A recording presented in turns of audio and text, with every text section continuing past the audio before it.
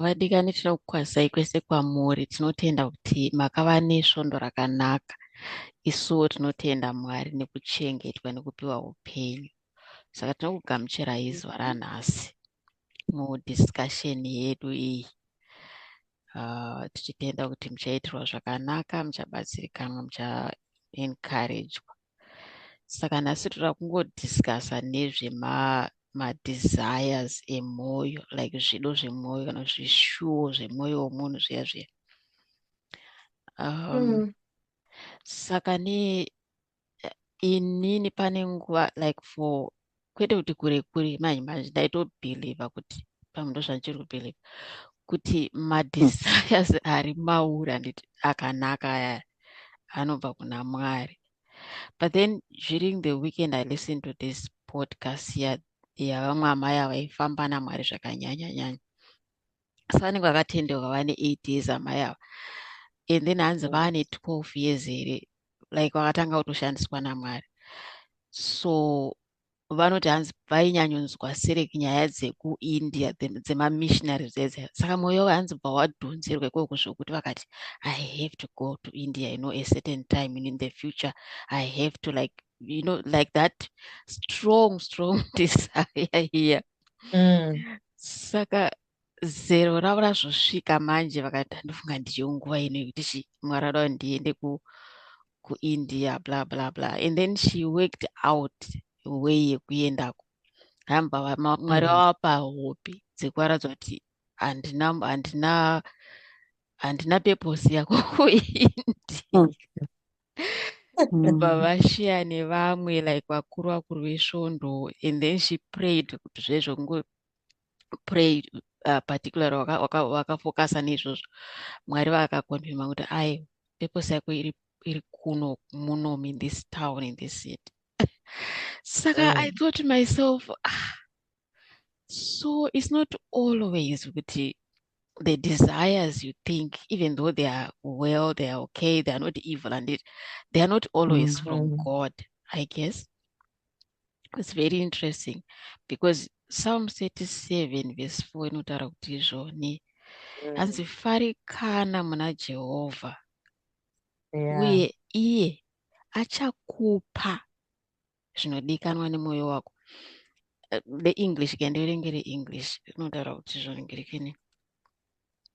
The English not delight yourself in the Lord and he will give you the desires of your heart. So in other words, Mwari vanokupa madesires aunofanira kunge unawo according to his records. That's what I think ndozvikureva vhesi radeti. And then pana John 1 John 2:17. Let me just check. Yakati the world and its desires pass away, but the man who does the will of God lives forever. And then the last one I just reading and also pamwe mukana yakanzizvo Matthew 6 verse 33. I don't even need to read it. Yekuti hanzizvo seek ye the kingdom of God first, zvimwe zvese zvozotevera. Saka pane imwe trick kuti pandambofunga ndepekuti especially pachitendero chedu vanhu vane system yekuti vakaona something kuti munhu achipisa muna Mwari zvinoti iwe wakapita kuita mufundisi, wakapita wakapita izvo nechocho, and then pamwe ubva kuti saka pamwe ndotori mufundisi, urotanga kuto like brooding over that thought. Maybe it looks attractive, nice, whatever, and then what one desire yacho, yet it's not even God's desire. So it's so tricky zvazvo.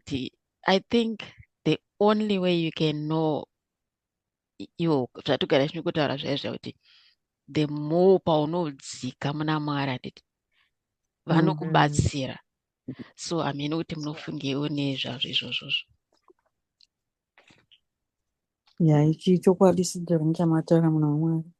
Uza mwana vanoita zvisiri izvo, kuri kungoda hake kwakewo kungonzwa kushandira Mwari. Ndakambonzwawo vamakwanda vachitaura beleta vachitandiswa pane mumwe murume aona mufundisi vachishumira vabvisa bhachi vakabata chitawe vachipukuta akanzwa kuzvida manje abva aendawo azoonawo kundopawana kuti vakomana zvandakaita zviti mwari zvavasina kukutuma havana kukutuma zvavakakutuma vanokuchengetedza mazviye. Kune zvinhu zvakawanda zvinowira mapastors masingle mother anenge ariko vana veyuthi zvakangodaro kana mwari vasina kukutuma unowira mazviye. Saka kana zvinoda kunyatsonzwa kuti mwari vati chii iyo yakaipa yekunzi ndikunoparidza kuti waitenda Bible college iyo mwari havana kana kadoi kavakamboti uende noda kuti wangoshumira bezi nokuziva mascripture zvisha. Saka zviri dangerous izvozvo kunyatsonzwa mwari zvakanaka kana woenda kana mwari vatishumira ipapo pauri ipapo usiri mufundisi ndizvo zvakatova zvavanenge vachitoziva zvakanaka. That is so true. And I think that verse ya Psalms 37 for ukada kunyatsoipenengura amene tinotaura kuti mwari vanodirecta vanokupa zvinhu zvavo kubudikidza that way here.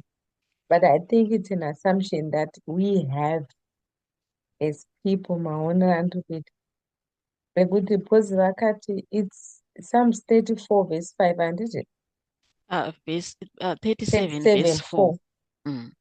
37 verse 4 ukaitarisa inoti 37 verse 5 inoti hanzi farikana yaverse 4 kwazvo kuna Jehovha iye agokupa zvinodikanwa nomwoyo wako.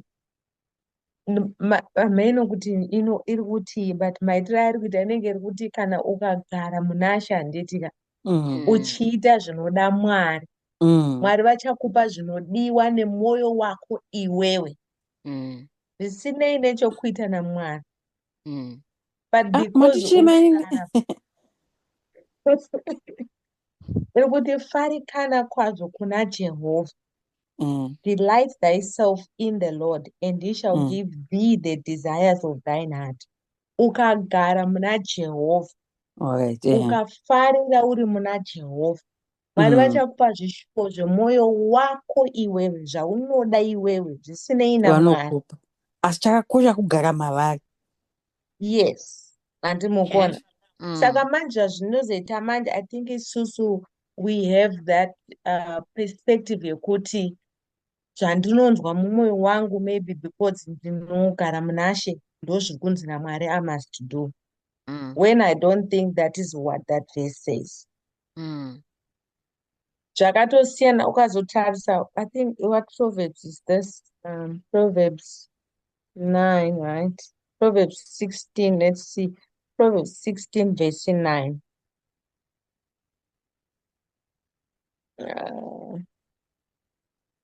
Sorry, handina Bible ndinoda kuverenga Bible paComputer. Proverbs 16 verse 9.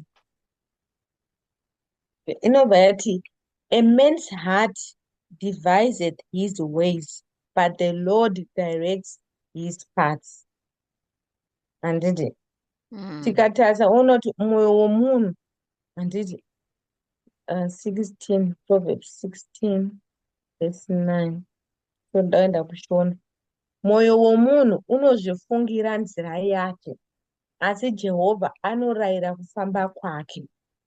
So uyu ukada kuzotarisa concerning this podcast nemunhu wamuri kutaura uyu maari ainzwa kunakirwa nekuda kuita missionary work after anzwa zvataura zichipo zvataura nadeti mufundisi Makwanda kuti munhu akanakirwa akaona zvaita mufundisi wave vachipukuta dikita vachidii mwoyo wake ukanzwa kuzvida iye ndobva atoteerera kunzira iyoyo. So I think panoita dambudziko rekuti ndofunga hatizonamati enough kuti Mwari, these are my desires. My desires aya ari kuenderana here neyour will for me. Zvandiri kuda nemwoyo wangu izvi ndizvo here zvamakarongera kuti upenyu hwangu unofanira kudai. Because you'll find kuti kakawanda vamwe vanhu vanoitiswa mune mamwe maprofession simply because aona nhingi. Tese tese I think we have been in situations like that yekuti you grew up and you followed a profession or a career pamwe ainge isiriyo yawaida, but because pamwe wakaona mwana wokwanhingi uyo airarama zvakanaka, vabereki vakabva kuti newe teerera kudaro. Vamwe kwete ivavo vanodaro, vane tsika yakadaro muchechi vakawanda, vanorasisa vanhu vakawanda, vanoti ende une hunhu ende mafambiro ako anofadza, I think uchatoita mai mufundisi andimukona. But Mwari vakasakubatsira ende in that immaturity usati wakura even pakuziva Mwari zvakudhipenda nekuti relationship yako naMwari yakamira sei, kuti unongonzwa kutaura kwavo and then you brush it off. But for umwe asina ukama naMwari hwaanokudza, hwaanochengetedza, hwekuti anonamata, anogara ari in commune naMwari, anotorasika otonge mupfungwa make mazara kuti I'm supposed to be mai mufundisi. Paanozongoona mastudent pastor paipai anenge ari take achida kungonoonekera ipapo nenyaya yekuti akanzwa kuti anofanira kuita sei mai mufundisi. So I think nyangwe our heart's desires, I don't think that means kuti ndozvinoda Mwari. Ukazotarisa kuna nonzi just comparing, pane nenge inonzi The Chosen yairi kuitwa yakaitwa yeBhaibheri, that series inonzi The Chosen. Ukatarisa inoratidza Judas Iscariot. Judas anga ari munhu aive nekuziva zvekubata mari. Iye madiro ake aida kukudza umambo hwaMwari, aiti this guy is the one. Jehovah, he is that one, the Messiah that you have been waiting for. So we must push his ministry kuti inzwikwe kunyika yese, so that we can take over the Romans. But iye aita zvaidiwa nomwoyo wake, zvaifungidzira kuti that's how things are supposed to be done, and not asking God kuti how do you want your ministry to spread. Zvongofanana even neuya anozopfeka Judas nzeve yake paipai panozonzi Judas anozotoda. Was that Peter? I don't know who was it. Peter paanozotoda Jesu auya nemascribes ayaya. Then pane uyo anotora chibanga obva acheka nzeve yaJudas. Jesu oti idzosere pakati. Andimukona. So ati mukuti akazouya akacheka nzeve yemunhu angauya ndiPeter. ndiPeter handiti Judas handi ndiye akachekwa nzeve here? Aiwa, Judas aiwa, asi ndemumwe akauya kuhondo. Oh, all right. So iye handitika. So wona kuti uyu Peter aitonzwa kuti mwoyo wake ndizvo zvinofanirwa kuitwa, but that's not what Jesus wanted. So I think pane tine dambudziko rekuti tinofungidzira kuti zvinodiwa nemwoyo yedu ndozvinoda Mwari. Then torega kuzonyatsobvunza Mwari and wait to hear him saying, yes, this is where you're supposed to go, kana kuti you're not supposed to go there. So I think kana taita ma-desires, we still have to go back to God and ask kuti Mwari, is this it? Is this where I'm supposed to be going? And then Mwari vakati hongu, then you go. Vakati aiwa, then you don't go. Pane mharidzo yandakambonzwa kakawanda yekuti zvoni kuti hanzi kana wakutenda zvezvo kuti hanzi kana munhu amwana Kristu hanzi achisikwa chitsva chichichi, and then that person was saying kuti saka kana wamwana Kristu hanzi mweya waMwari wakugara mauri, and then automatically ma-desires anenge ari mumwoyo mako ndowaMwari. So that should confuse other people izvozvo,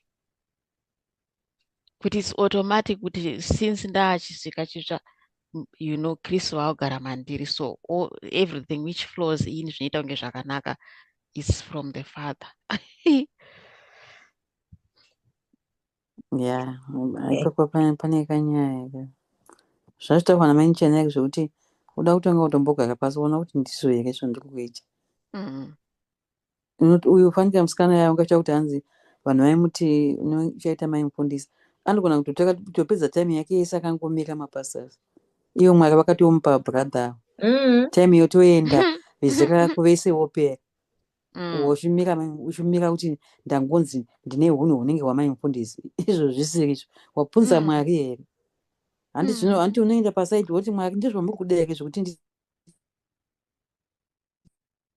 maimufundisi kana kuti handisi kana kuti vanhu vakungotaura zvavo. Ndipe izvo zvangu chaizvo chaizvo Mwari wokuitira. Ndinotoona umwe musikana wekumethodist kana maitigero aiti ndichawanikwa namufundisi ndichazobvunza maitigero kuti akazowanikwa here mukadzi achiti handiwani ndakamira mufundisi. Saka izvozvo nokuda kuti munhu anenge angotaura kuti mune hunhu zvisho hwamaimufundisi chaizvo chaizvo. Brother maitiro enyu echipasta chaivo emufundisi iye haasi. Saka Mwari wakatibatsira. Mwari wakatibatsira zvinoita zvakanaka wobvunza ndizvo here hazvisizvo namata uri pauri ipapo zvakangwanaka. Saka iyo vhese kuti hanzi tsvakai umambo hwaMwari first, I think it's very important for chitendero chedu, I guess. Imi handi munombonzwa vaya vanoenda kumaBible college vanotomboramba akachiramba iwe Mwari chaivo vari vataura.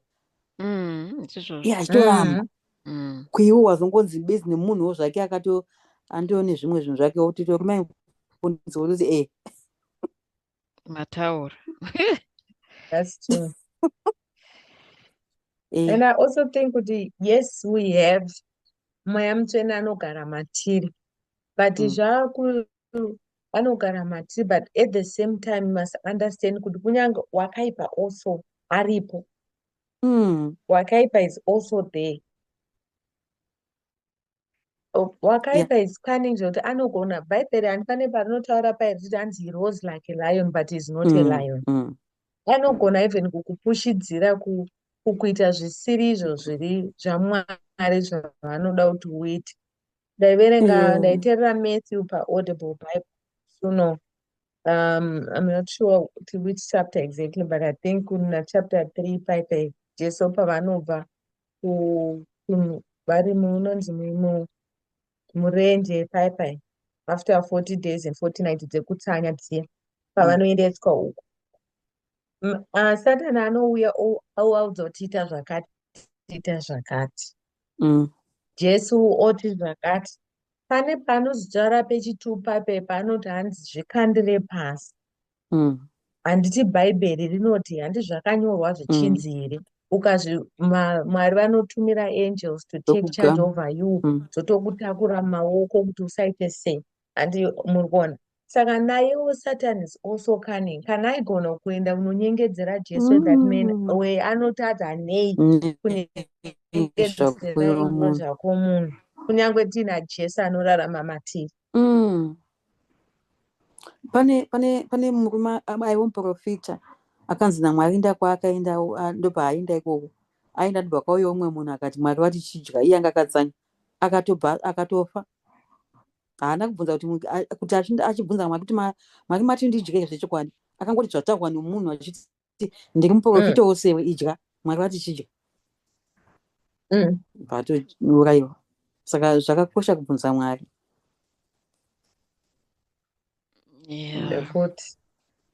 Pane pana James, so I'm just thinking what you must always go back to you.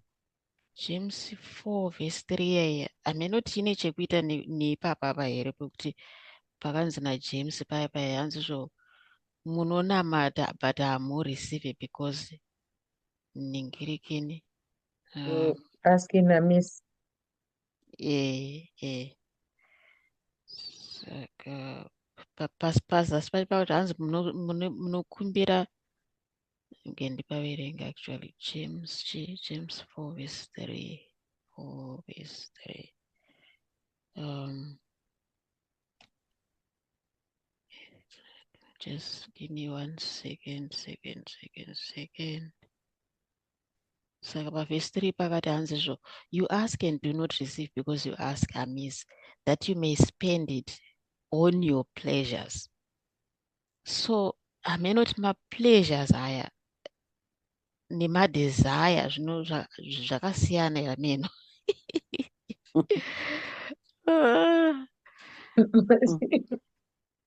James 4:3. James aniyo. James 4:3. James 4:3. zvaganishona tinoricheya.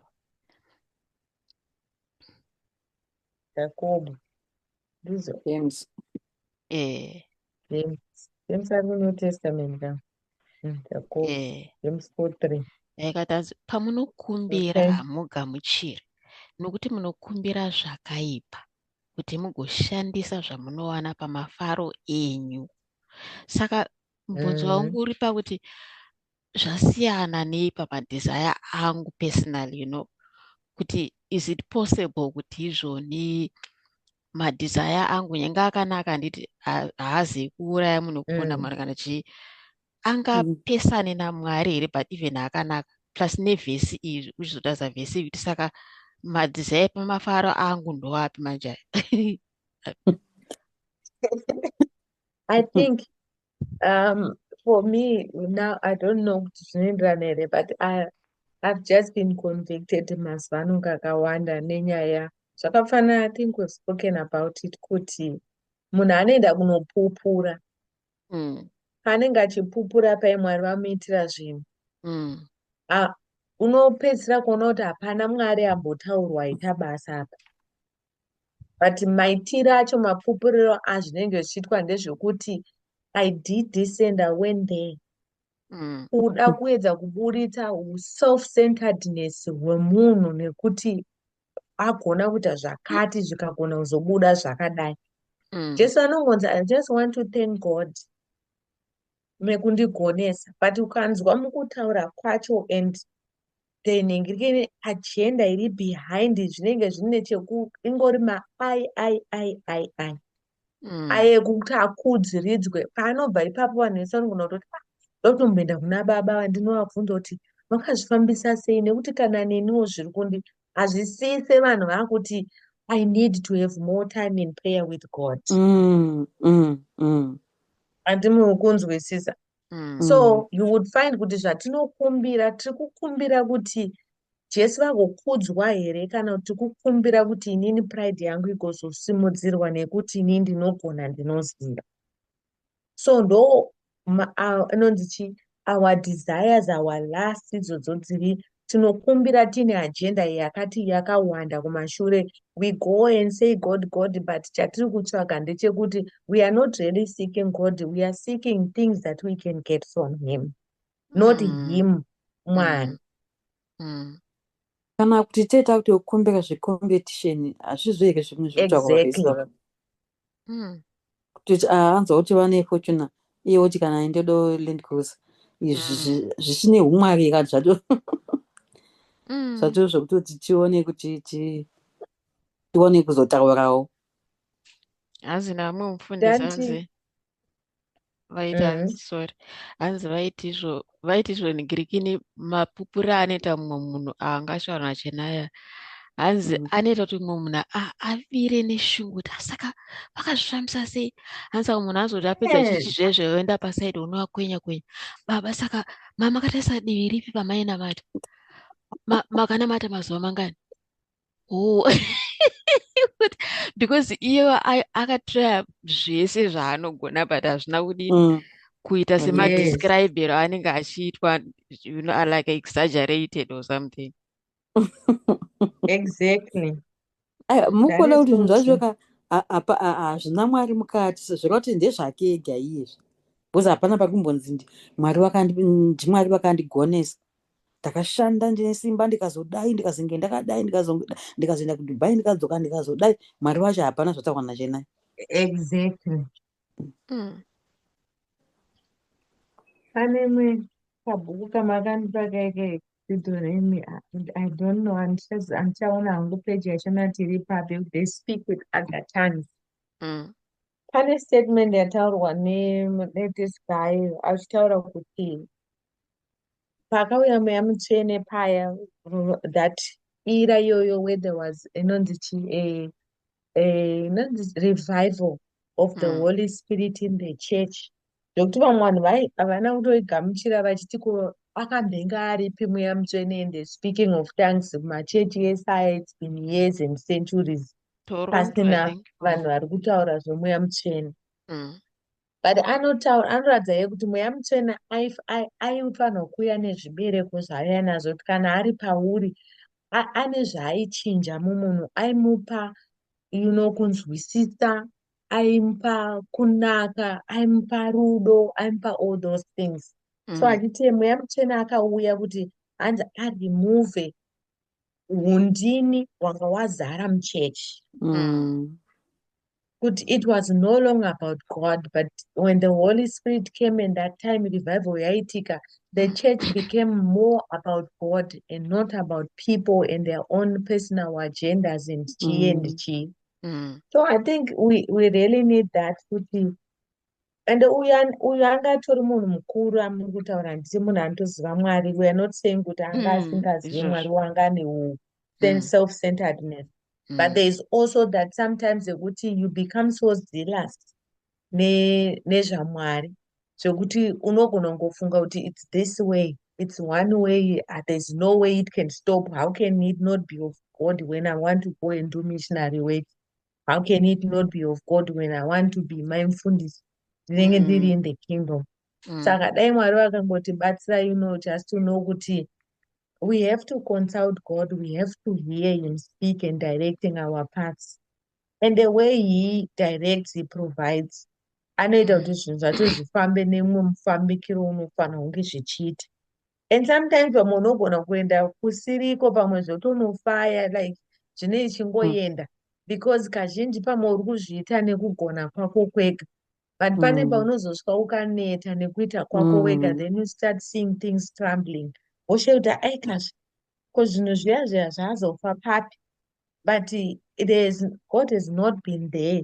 Nguva yese it's just been you doing and going. So dai Mwari vakangotibatsira to be able to stand and wait and kneel and seek him and ask kuti is this it? Yeah. Yeah.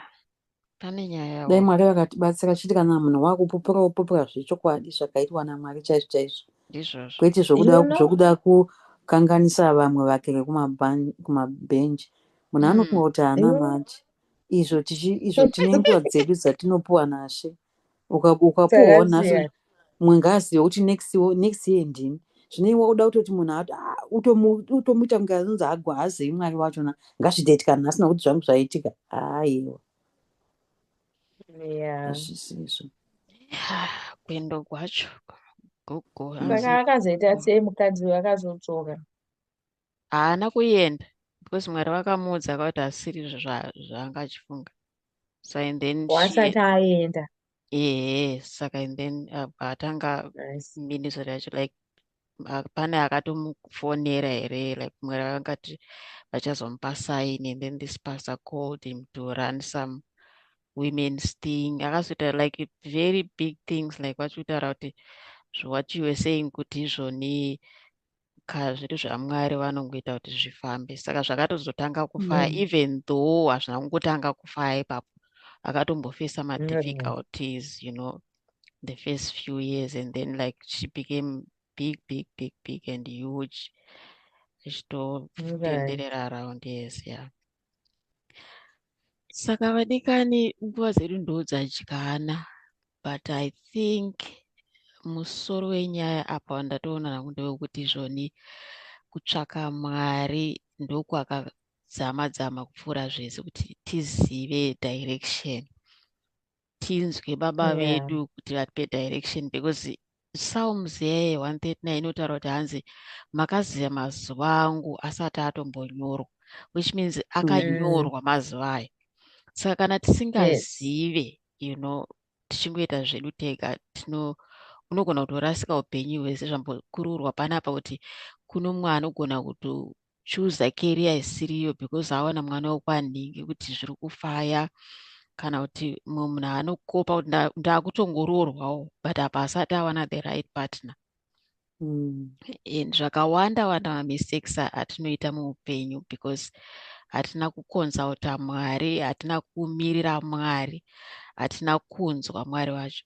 Saka kunzwa Mwari sematauro atinogara tichiita mazuva ese kuti ushamwari kana kuti ukama hwakadzama nababa, kutendera Mwari kuti vave baba vako paupenyu hunohu. Izvo zvinobatsira Yes. zvakanyanya zvekuti Mwari vanenge vachikubatsirawo mafambiro, kuti kana wakuda kurasika, example yandinopa mukadzi wekuti vanoti aiwa usaende ikoko, hakusikwa koko, handinamboti enda ikoko, enda kunorth kana kuti enda kusouth, that is kana une ukama nawo. But kana pasina kana taurirano, pane shoko riri mubhaibheri rinotaura kuna Amos here kuti hanzi vaviri vangafambidzane sei kana vasingakurukuri, vasingataurisani, vasina kuwirirana. Yes, saka unga expect kunzwa sei kuna Mwari wacho usingafambe nawo, pasina kuwirirana nawo, pasina communication? Hazviiti, handiti? Saka I hope kuti mabatsirika, maencourageka, musakanganwe kusubscribe nekushare na anyone amunoziva angangoda this message. Tinoimba kuti muchave nesvondo rakanaka, tichavhara nemunamato. Baba, tinokutendai kuti matitendera kukurukura nekurangaridzwa shoko renyu pamafambiro akanaka, mafambiro akarurama, mafambiro amunotarisira paupenyu hwedu mumwe nemumwe. Isu tiri pano nevachazonzwa Mwari shoko iri. Saka tinokutendai, tinoramba tichikumbira ubaba hwenyu kuti ivai baba muupenyu hwedu. Mativi ese Mwari, hatikupei muganhu kuti munogumira apa. Tibatsireiwo mafambiro, mafungiro, marongero eupenyu hunoyu. Mwari mweya mutsvene, tibatsireiwo kuda Mwari, tibatsireiwo kufarira shoko renyu chairo chairo, nekuti ndo mepu yeupenyu hwedu. Matinokutendai manheru ano, tinyengetera vese vachanzwa shoko iri Mwari, kuti vamutswe mwoyo yavo, vaencouragwe Mwari, vakadiscourageka vasimudzirwe nekuda kweshoko renyu, nekuti shoko renyu rinorapa. Mazviita Baba vedu nemuzita raJesu, amen. Amen. Bye bye. Bye.